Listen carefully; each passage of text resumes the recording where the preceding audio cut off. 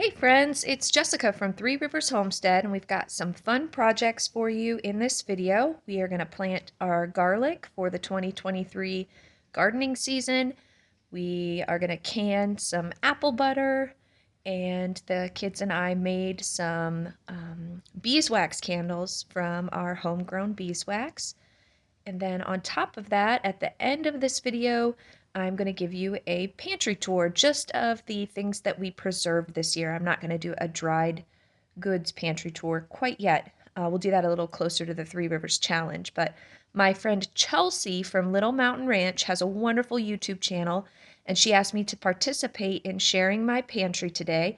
She shared hers in yesterday's video that she put out, and so I'm going to link that in the description of this video. You need to check out Chelsea's channel. She's an amazing mom of 11, and her pantry puts mine to shame. Hers is amazing, so I really want you to go see all the work that she has done. She has lots of useful tips for preserving food and saving it for a large family.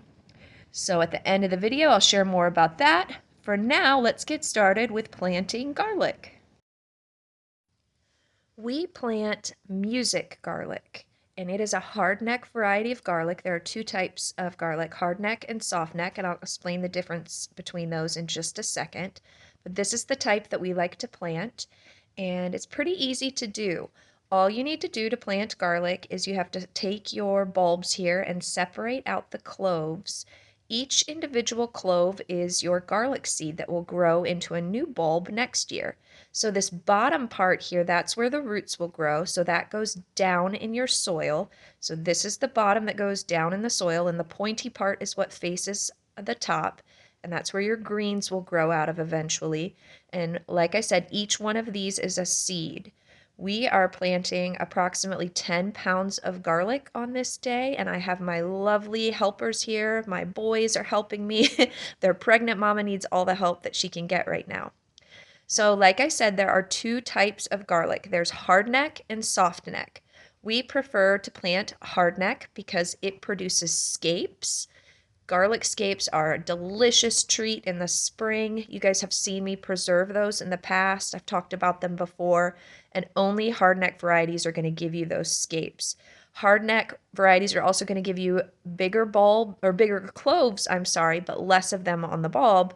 Whereas if you do a soft neck, that's what's typically sold in the grocery store. It gives you lots more cloves per bulb, but they might be a little smaller.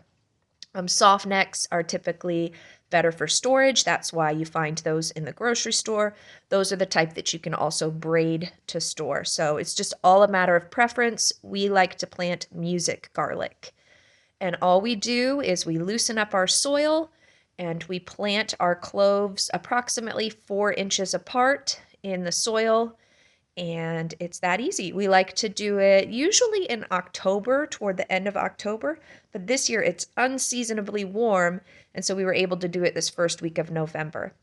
On top of each of our garlic beds, we put quite a thick layer of mulch. We like to use straw at least 6 inches thick. That's going to keep those garlic cloves all protected through the winter. Then in the spring or sometimes in late winter, if it's warm enough, you'll start to see little bits of green peeking up through that straw. And that's going to be kind of the first thing growing in your garden come next year. So it's very exciting. This is getting us started for next year's gardening season. This is our first year planting in raised beds. Typically we do it in the ground and we have decent results. The garlic grows well, but our bulbs aren't huge.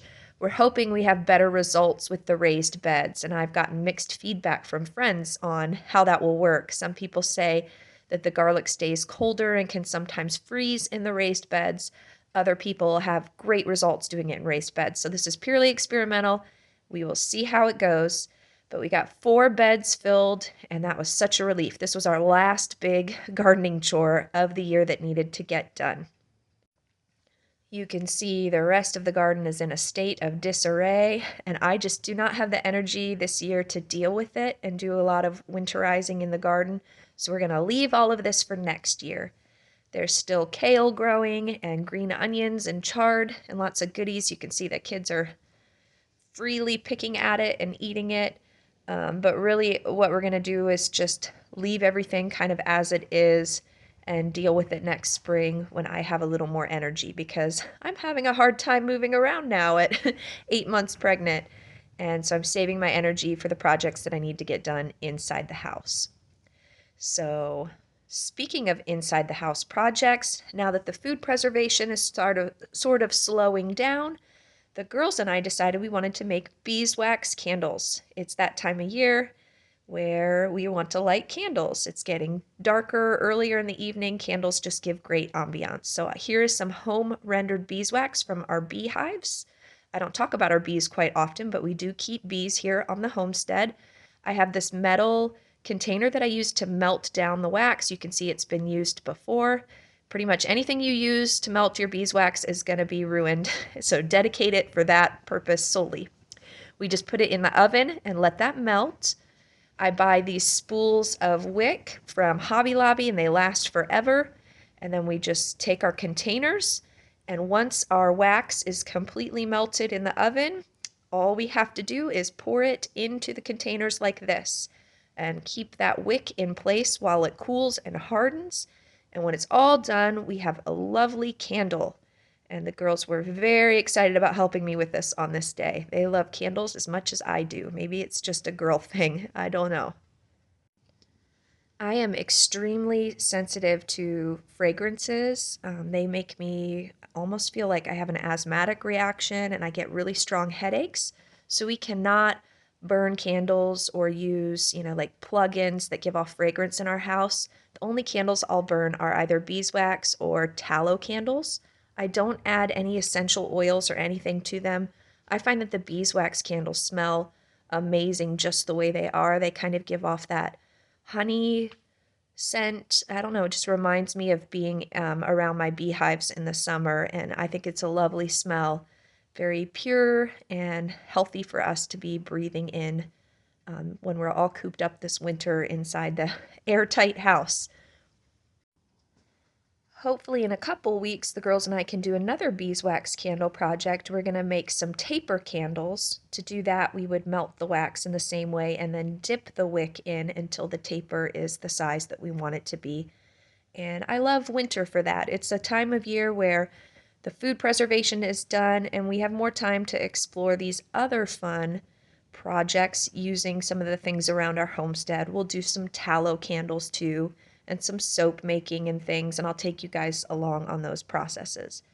But for now, very excited to put out these candles and enjoy them. As I said, it's darker earlier in the evening, and so lighting candles just makes everything feel so homey and wonderful. As I mentioned, the food preservation projects are nearly done. We're just finishing up a few odds and ends right now, and the last project that I wanted to do with apples for the year was to make a little apple butter. So I worked on that this week, and the process is very similar to making applesauce. So I just have halved my apples and I have them in my roasting pan here. If you have toddlers in the house, I don't know if anyone else deals with half-eaten apples all day long. Lots of little boys that just like to eat half their apple. So I, in turn, get to eat the other half so that it doesn't go to waste. And as much as I try to get them to eat the whole thing, they just simply can't finish an entire apple. So I'll save that and have that treat later. Anyways, these apples are going to go into the oven. I put a little water in the bottom so they didn't stick, and then after about 2 hours, they were cooked and ready to be put into our food mill here. And we are essentially making applesauce. You just push those apples through the mill, the seeds and the skins get left behind. And then on this day for lunch, the children decided to eat half of this applesauce with their lunch. And then the other half that I was left with, I decided I was going to turn into apple butter. In order to make apple butter, we just need to cook it down to make it a little thicker. So I took the applesauce and put it back into my roasting pan. It's going to go back in the oven on 350, and a lot of that water will kind of evaporate out of it and thicken it up. This is what it's going to look like after about an hour. You can see it's much thicker here. but the edges are at risk of scorching. They're starting to scorch here. So at this point, I like to remove it from the roasting pan and stick it in a pot on the stove where I can keep a better eye on it. And that's what I have going on here. We're going to add cinnamon, allspice, cloves, and nutmeg to season this. No measurements, I just kind of do it to taste. We don't need to add sugar because the apples are sweet enough, and we don't need to add pectin because apples have natural pectin, and this is just going to thicken up as it cooks down. When we're all done, this is what we have. You can see this is much thicker than applesauce. It's spreadable. I can spread it on bread. And, you know, since we're dairy-free due to my son's dairy allergy, when we eat homemade bread, we need jams and jellies and spreads. So things like apple butter are wonderful for our homemade bread that we might have with a meal. So on this day, because the kids ate so much of that applesauce, we only ended up with 4 half pints of apple butter. And it might not seem like a lot, but you know, it's 4 more half pints than I had at the beginning of the day. It's 4 more jars heading into my pantry. And for that, I'm grateful. You guys know me. I believe every bit counts. And this is no exception. So we're just getting that apple butter into our jars. We have to remove the air bubbles. It's very dense, so there's lots of bubbles in there. And then these are going to go in the water bath for 10 minutes. I'm using my 4 jars canning lids, my favorite lids. If you guys would like 10% off of your canning lids, check out the link in the description of this video and use my code, and you can get a discount on some high quality canning lids. I've been using these all year, and they are the best quality that I have found for canning. So as I said, just 10 minutes in the water bath, getting back to school.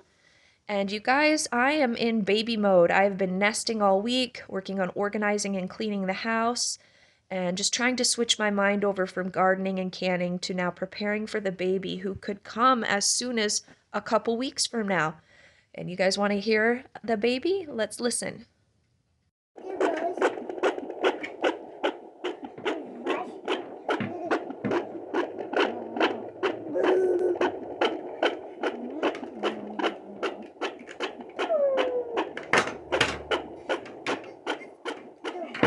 Really high. Miss Elizabeth enjoys every Monday listening to the heartbeat. She's very, she wants to be a midwife one day, so that's fun for her. So speaking of the baby, we're doing lots of baby prep. On this day, I need to work on making some iron pills for myself. I'm using my freeze-dried liver powder. I've shown you how I make that before. And we just have some of these empty capsules that we are going to make some iron pills with. So all you need is something that you can stand your little capsules up. And then I have a funnel here that I'm going to use to fill with the powder. It's really simple. And I really enjoy getting my nutrients from food as much as possible. I do not like taking, synthetic vitamins or even, whole food-based vitamins. I would much rather get my nutrition from food. And liver is one of the best sources of iron for a pregnant woman, or for anyone for that matter. And so that's what I'm doing here is once a week I sit down and I make my pills for the week. I just have to fill them up with the powder, and this will take care of bringing my iron levels up before labor and delivery. When they're all full, I just put the tops back on the capsules, and these will be my vitamins. Then every time I go to have a meal, typically before the meal, I take at least 3 of these capsules, and that provides me with a little boost of iron. And there we go. So iron is something I'm really focusing on, and then there are some other nutrients that I'm trying to get into my body to prepare for labor and delivery. One of those things that my midwife really wants me focusing on eating are dates. You may not be aware of it, but there is a lot of evidence-based, peer-reviewed studies that have been done on the value of dates for women during their 3rd trimester of pregnancy.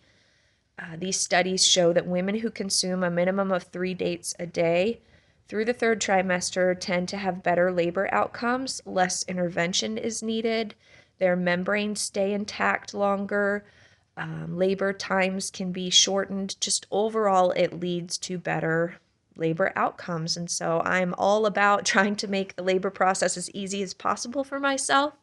And so for probably my last several pregnancies, I have made sure to get dates.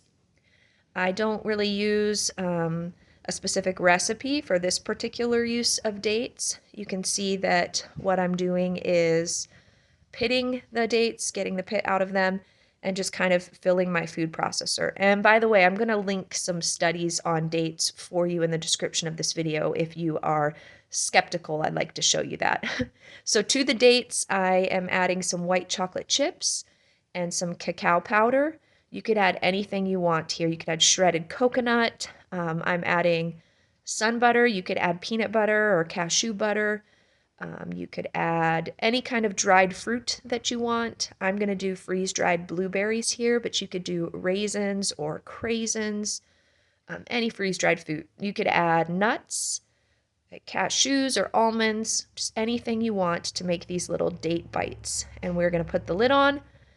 We put it through the food processor, and then I just form it into these little balls. They're not the most appetizing looking treats, but they taste amazing. And so whenever I'm in the kitchen and I'm just feeling like I want a snack, as pregnant women often want to snack, I stick this whole plate is in the fridge, and I open it up and I can just grab one of these and it'll satisfy my sweet tooth. And I'm also getting those dates in that my midwife wants me eating. So I shoot for a minimum of 3 dates a day. Ideally, I would be eating somewhere between 6 and 7. And over the coming weeks, I'll show you some other ways that I prepare dates to try to get that daily amount in, because it can be a challenge. You can get sick of eating them. But we are definitely in full-on baby prep mode here. All right, guys, one other last preservation thing I need to do for the year is finish off these free squash that I got. I showed you guys a couple weeks ago. We were given these squash when we went to Adam's grandpa's orchard, and I have been pureeing them and freeze drying them. And I've shown you this process before, so my point in bringing this up isn't to teach you how to make squash powder, but I just wanted to remind you that if you have been wanting to get a freeze dryer for a while now and you're considering it here soon, November is the month to do it. Harvest Right, the company that whose freeze dryer I have, has sales on their freeze dryers up to $500 off in the month of November. So check the link in the description. Now is the time to get one if you've been thinking about it. And we have the medium size. We are a family of soon to be 10, and I find the medium is the perfect size for us. And we have the one with the Premier pump, and it works great. So anyways, just thought I would remind you to check out the deals that Harvest Right has this month, and you can save yourself some money. So we're still doing freeze drying projects here and there. I have a couple more projects coming up that I need to focus on, but for the most part, the pantry is pretty much filled. We don't have, most of our meat has been harvested for the year. There's not a lot of eggs coming in. The garden is done, so I'm pretty much done with food preservation projects. And so I thought it would be the perfect time to collaborate with my friend Chelsea that I mentioned earlier and kind of show you all of the food that I was able to preserve this year. You can see the shelves are pretty full, so I'm going to take you through my canning shelves. And I'm also going to show you some other food that we preserve that's stored in other ways elsewhere. So we'll just kind of go shelf by shelf and let me show you all of the different ways that we preserved food this year.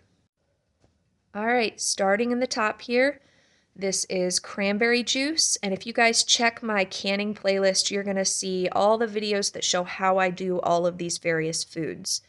Beside the cranberry juice, we have some tomato sauce. Lots of tomato sauce on hand to make pasta and lasagna throughout the winter months. Then on this shelf, we have tons of canned peaches and some canned pears.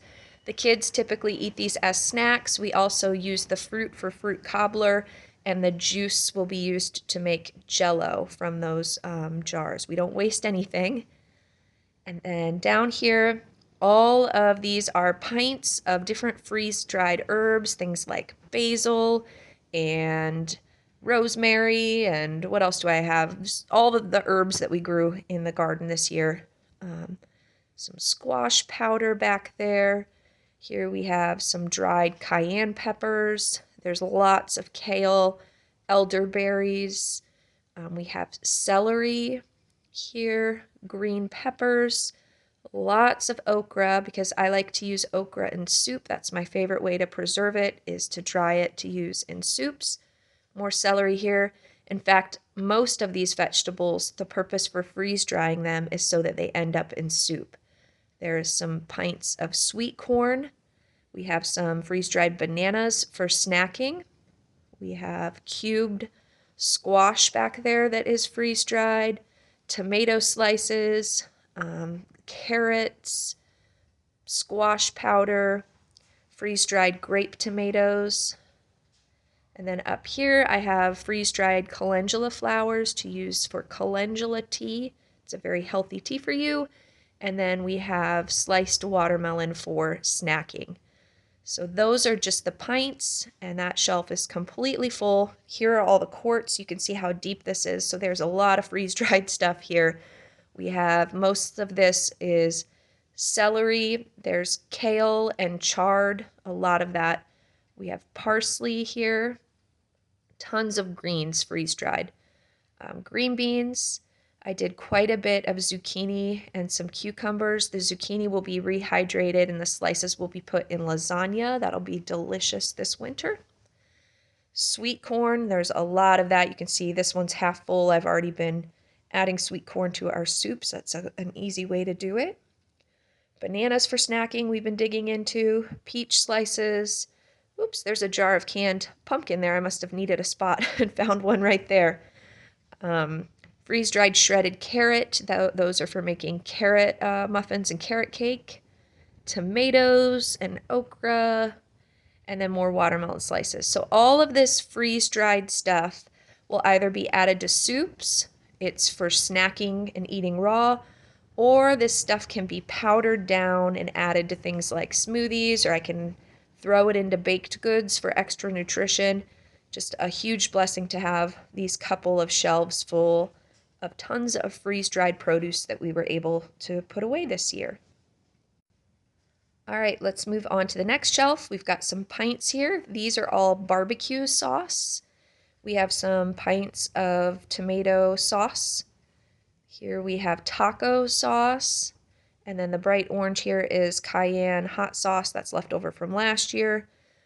Corn salsa that I made with you back in August. And then, I'm sorry, corn relish. And then we have pints of just plain canned sweet corn. So lots of corn products. This is my sweet pickle relish that we use for tuna salad. We have peach salsa. I love that as a marinade for pork chops. And back there we have dilly beans and then our bread and butter pickles that we use for sandwiches.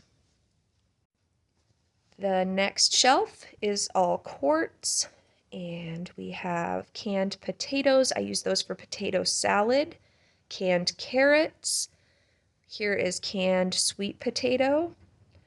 Next to the sweet potato, this is the onion broth that we made together back in August. It's just beef broth with onions in it. We have some canned chicken for soup. And then we have a couple rows of broth that's canned up. I believe that's beef broth. A couple rows of beef stew. And then more tomato sauce. Next to that, this is chicken pot pie filling that we made together several weeks ago. And then I just have a row of garbanzo beans that are canned up for quick hummus. Saves me some time having that pre-canned. All right, and then this whole shelf here is where all of my jams and jellies go. We eat a lot of jam and jelly. A lot of the purple stuff is grape jelly. That's my kid's favorite. We have some peach butter there. Remember, we can't have butter on our bread, so we put jam and jelly on our bread. There's tomato jam, blueberry jam. I believe we have some mulberry jam. There we go, right there. So mulberries from our mulberry trees. Just everything you can think of. There's peach pit. There's apple butter that we just made. There's peach pit jelly, tons of jellies back there. Here's some hot pepper jelly left over from last year. We didn't use that, so I didn't make more of it this year, but we are set on jams and jellies. And if we run out, we can always make more from some of the juice that I have canned. We have cranberry juice up there, and we have grape juice to make more jellies if we need it. Then over here, we've got some salsa, and then here are the pickled garlic scapes. I mentioned garlic scapes earlier in this video. We use them as pizza toppings and taco toppings. We have jars of various pickled veggies. The boys will make pizza and just open a jar of that and put a bunch of those pickled veggies on top of their pizza. A lot of pickled peppers. So most of that area of the shelf is all for pizza toppings for the kids. All right, up here, there's more chicken pot pie filling, kind of shoving things wherever I can find space at this point. We have canned beets here, and the start of our fruit sauce. I think there's more beets behind there, so we are set on beets for a while. And then there's lots of fruit sauce here. This is mostly applesauce and also pear sauce. I did a lot of pear sauce this year. So I did a lot in quarts, and then I do have a lot of pints that are just kind of randomly thrown here and there that you'll see. Some pints of canned green beans and canned okra. There's some of those applesauce pints just shoved there. Here's some freeze-dried powders. We have green onion powder here. This is chard powder for smoothies. Peach powder from freeze-dried peaches. There's that pickle juice powder that we use as a popcorn seasoning. More dried nasturtium to make nasturtium salt. Tomato powder. Lots of butternut squash powder. You can see that this... there is room for more storage on this shelf. This is like the one shelf that I have room left on to store things, so a little space, thankfully. All of these quarts on this shelf are pie filling, so I was able to can 3 types of pie filling this year. Down here we have peach pie filling, this is pear pie filling, and then apple pie filling. So we will be set for quick, easy pies here in the coming months. Very excited about that. Lots of canned chicken from the chickens that we butchered. There's more liver powder here. Moving down here, now we're getting into just miscellaneous stuff that I started throwing. There's more of that applesauce, some of our homegrown honey that is in pint jars. We're working our way through that. More applesauce, and then we have pints of onion broth to add to soups for some onion flavor. Some cubed squash in pints. There's more tomato sauce back there. This is just odds and ends. I'm just squeezing things wherever there's room. You guys, I really need that root cellar finished. Lord willing, it'll be done here in the end of January, and I could start moving all of this stuff downstairs and get it better organized. On this end of this shelf, these are all canned blueberries. So these can be used to make blueberry pie. The juice of the blueberries can be used to make jello and things. And I also use the canned blueberries in baked goods. So lots of blueberries there to use up. Don't mind the dust. We have pickle slices. This area is pretty dusty. I need to get in here and clean it up. Lots of grape juice here to use for various things. Got some spider webs. This is the area that sits behind my freeze dryer, and I don't always get to cleaning up back here. We have all of our honey in quart jars is over here, and then lots of homemade vinegars at the end of the row. So feeling very set right now. Last row here. More taco sauce, tomato sauces, just odds and ends kind of mixed in here, looking like there's some peach butter. We have more freeze-dried powders. There's zucchini powder, is great for making zucchini bread. What do we have back there? That is that nasturtium salt that we made together. And, ooh, beet powder. We use that as a natural food coloring when we want to make pink baked goods. Beet powder works great for that. Just lots of odds and ends. Freeze-dried carrot tops. They can be used as like a parsley substitute. Freeze-dried date powder.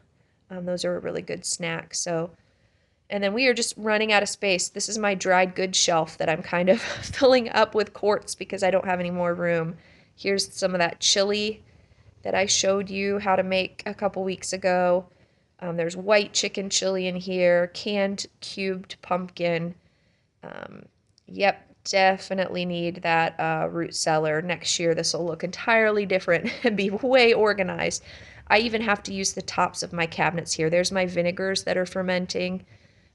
That basket up there contains all of my garlic that I harvested this year. So I'm just making do with the space that we have. I don't think you guys realize how tiny my kitchen is for the amount of work that I do and how much food I store here. All of my canning supplies and even butchering supplies I store on the top of these cabinets. And then I'm just shoving canning jars wherever there's room. So there it is, guys. There's all of the canning. And you can see the freeze dryer is still going, so I'm still adding to these jars up on that pint shelf where I've got some space to store. Let me show you some other places I store food, though. We keep a lot of freeze-dried food in boxes in other areas of the house. So I just have boxes and boxes full of freeze-dried packages of food. Here's some examples right here. So here are some chicken eggs from this past spring. There's, I believe, duck eggs as well. So we were able to preserve quite a few eggs this way. There's just egg whites for if I want to make an angel food cake. There's some beef with rice pasta. So a lot of these are whole meals in here, and that is a lot of the food that we preserved is in those boxes. So our chickens are on their laying break right now, so I'm definitely going to be digging into those freeze-dried eggs in the coming weeks. We're also starting to use our water-glassed eggs. Down here behind the buckets on the bottom row, I have about 50 dozen eggs that have been water-glassed in jars like this. And these are the eggs that, Lord willing, we will be able to use all winter until the hens start laying again next spring, and it will keep us from having to buy eggs in the store right now because eggs are expensive, you guys. I'm not wanting to have to purchase them in the store. All right, here's our little freezer that is inside the house. We still have some bags of tomatoes that need to be processed. Behind this chicken, there are like peppers and kale stems and all sorts of things to use for stir fry. This shelf here is all full of frozen berries, our blackberries and blueberries. More frozen tomatoes that I need to process. Down here I pulled in some beef tallow that needs to be rendered, and that's a project here in the coming weeks. And then we have frozen corn all in the bottom. And then just lots of random odds and ends. Egg whites for an angel food cake. Lots of frozen tomato paste and frozen pesto in this freezer. And then the rest is lemon juice that we use to make lemonade and for other things. Now, we have already harvested one of our beef cows. The other one will be harvested in about a month, and we are going to can most of that meat. The butcher will actually can it for us.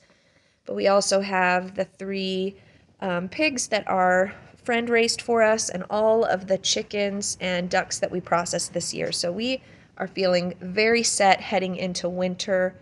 We have these storage apples that we got from Adam's grandpa's orchard, and these will be used for fresh eating through the coming, probably the next 2 to 3 months.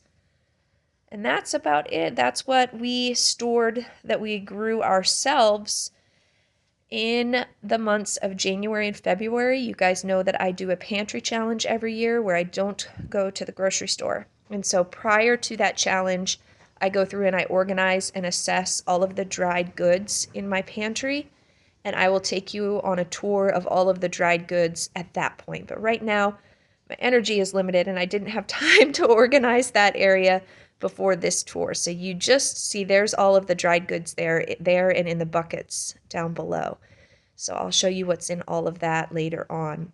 But I just thought now that the food preservation season is over, it was a good time to kind of take you through and show you everything that we were able to accomplish. I'm feeling very good at where we're at with our food situation, and now is the time for me to move on. In coming weeks, I'm going to be showing you now how we use up this food. We're done preserving it. Now I want to show you how we plan to eat it. And as I mentioned, I just have a couple more weeks before I am considered full term.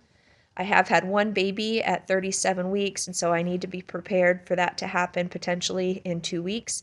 But most likely, this baby will come at its due date in the middle of December, which is probably what's going to happen. So I just need to prepare for that and start nesting, and looking forward to sharing more about that with you guys in the future.